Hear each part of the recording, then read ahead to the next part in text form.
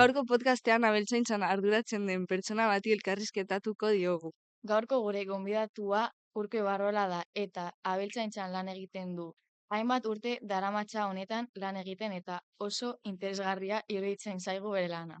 Orain, zenbait galderak egingo dizkiogu Urkori gehiago jakiteko.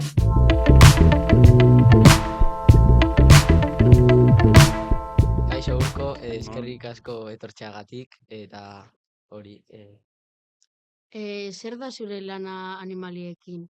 Gure lana basatzen da, behiak ditugu, behiako ganadutegi bat, espezializatzen gara arrasa konkretu batean, txarolesa izenekoa, eta gu bai kriatzen dugu geure animaliak, eta gero komerzializatzen dugu bere okela. Hau da, gu egiten dugu prozesu guztia, animalia jaiotzen den momentutik, hori bezeroak, pakete osoa bere etxera eramaten duen. Hau da, egiten dugu bai hilketaren prozesua eta bai despiezearena, eta gero zeu supermerkatuan ikusten duzuen filetea ja eginda, pues hori da gure produktu ja amaituta. Digamos, prozesu guztia egiten dugu. Zure etxean kontsumitzen duzue zuen animalien produktuak? Bai. Gehien bat, noski etxean, gehien jatzen dena, haragia. Baina, bueno, benetai jaten dugu ere, noski, baina, bai, jaten ditugu. Eta errentagarria ateratzen da abeltzaina izatea.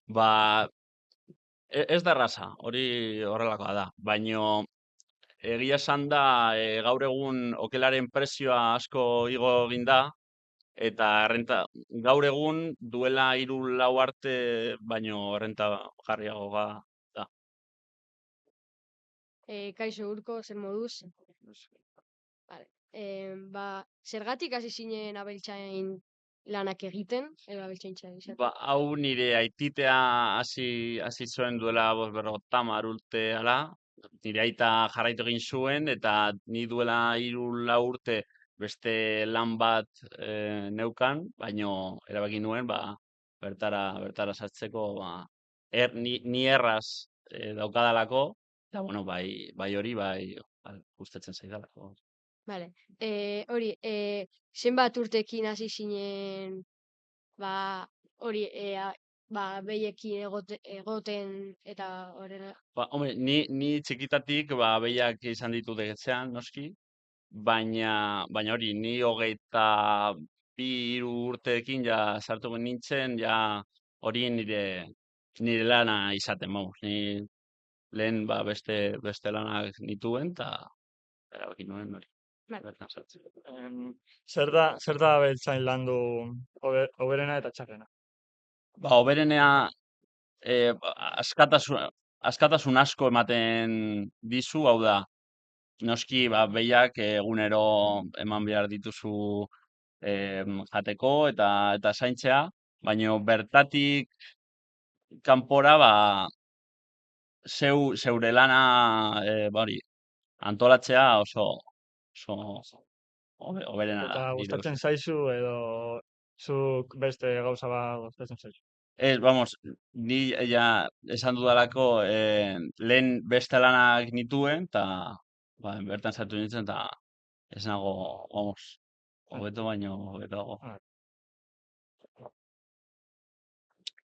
Zure behiak esneak edo haragia ematen dute? Haragia.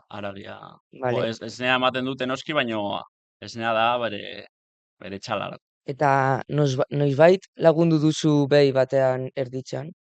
Bai, bueno, hori ez da helburua zen, eta esan nahi du, bere problemak izatea ez da helburua, baina igual esaten da,